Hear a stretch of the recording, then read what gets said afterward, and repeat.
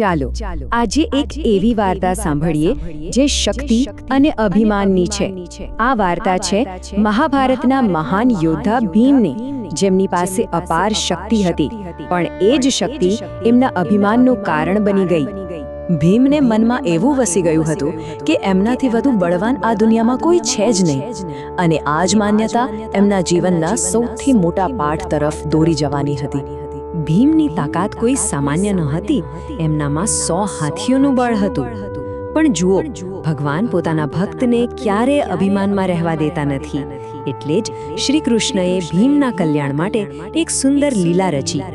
અને આ આખી વાર્તાની શરૂઆત ક્યાંથી થાય છે ખબર છે? દ્રૌપદીની એક નાનકડી ઈચ્છાથી. એમણે ભીમને ગંધમાદન પર્વત પરથી એક દિવ્ય પુષ્પ લાવવા કહ્યું, જે ફક્ત સૌથી શક્તિશાળી વ્યક્તિ જ લાવી શકે.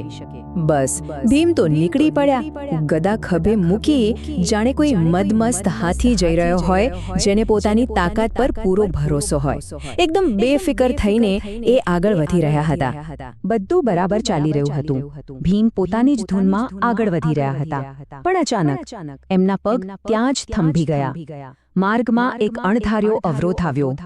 એમણે શું જોયું? રસ્તાની વચ્ચે એક વૃદ્ધ, દેખાવમાં સાવ લાચાર વાનર બેઠો હતો, અને એની લાંબી પૂંછડીથી આખો રસ્તો રોકી દીધો હતો. હવે એને ઓળંગ્યા વગર આગળ જઈ શકાય એમ નહોતું.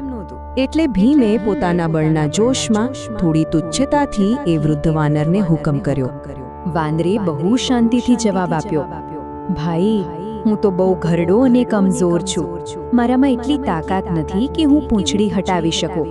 મહેરબાની કરીને તમે જેને થોડી ખસેડી દો ને. પણ એ શબ્દોમાં જ તો આખો ખેલ હતો. એ સીધો ભીમના અહંકાર પર પ્રહાર હતો. હવે ભીમનો અહંકાર ઘવાયો. એમને લાગ્યું કે આ સામાન્ય વાનર એમને પડકારી રહ્યો છે, એટલે એમણે ગુસ્સામાં પડકાર સ્વીકારી લીધો. એમને તો આ પૂંછડી એક મામૂલી અવરોધ જેવી જ લાગી. ભીમે કહ્યું, આમાં શું મોટી વાત છે? મારામાં તો 100 હાથીઓનું બળ છે.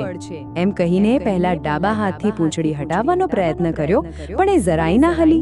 પછી જમણા હાથે, તો પણ કશું ન થયું. છેવટે પોતાની પૂરેપૂરી તાકાત બંને હાથથી લગાવી દીધી, પણ પરિણામ શૂન્ય. જરા વિચારો, 100 હાથીઓનું બળ ધરાવનાર ભીમથી એક વૃદ્ધ વાનરની પૂંછડી 1 ઇંચ પણ ન ખસી. એમના તો પરસેવા છૂટી ગયા. એમની બધી શક્તિ જાણે નિષ્ફળ ગઈ. અને બસ એ જ ક્ષણે ભીમનો બધો જ ગર્વ, બધો જ અહંકાર ઓગળી ગયો. એ સમજી ગયા કે આ કોઈ સામાન્ય વાનર નથી, આ તો કોઈ દિવ્ય શક્તિ છે. એમને તરત જ સમજાઈ ગયું કે અક્કડપણું તમને ડૂબાડે છે, જ્યારે નમ્રતા જ તમને તારે છે. ભીમ તરત જ હાથ જોડીને એમની સામે ઊભા રહી ગયા અને બહુ જ નમ્રતાથી માફી માંગી. કહ્યું કે પ્રભુ, હું તમને ઓળખી ન શક્યો. કૃપા કરીને મને તમારો સાચો પરિચય આપો. અને ત્યારે એ વૃદ્ધ વાનરે પોતાનું અસલી રૂપ ધારણ કર્યું, અને એ બીજું કોઈ નહીં પણ સ્વયં પવનપુત્ર હનુમાનજી હતા. એમણે ભીમને ગળે લગાડીને કહ્યું કે હું તો મારા મોટા ભાઈ તરીકેની ફરજ નિભાવવા આવ્યો છું, ભગવાન રામના આદેશથી તને તારી સાચી શક્તિનું ભાન કરાવવા. અને પછી હનુમાનજીએ જે જ્ઞાન આપ્યું તે ખૂબ જ મહત્વનું છે. એમણે સમજાવ્યું કે આ શક્તિ, આ બળ, આ શરીર, આ કશું જ આપણું નથી. આ તો ઈશ્વરની દેન છે, અને જેણે આપ્યું છે એનો આભાર માનવો જોઈએ, એના પર અભિમાન નહીં. આ બધું સાંભળીને ભીમનું હૃદય એકદમ શ્રદ્ધાથી ભરાઈ ગયું.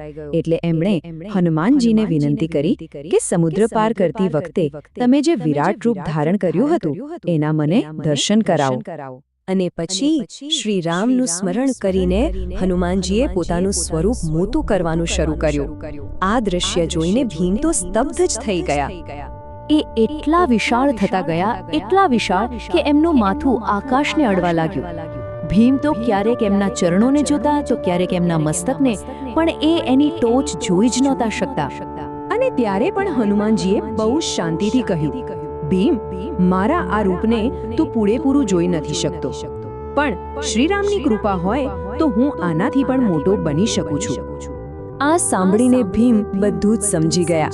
એમનું રહ્યું સહ્યું અભિમાન પણ ચકનાચૂર થઈ ગયું, અને તેઓ શ્રદ્ધાપૂર્વક હનુમાનજીના ચરણોમાં પડી ગયા. એમનું સંપૂર્ણ પરિવર્તન થઈ ચૂક્યું હતું. તો આ વાર્તા આપણને એ જ સવાલ પૂછે છે કે ગર્વ અને સાચી શક્તિ વચ્ચે શું ફરક છે?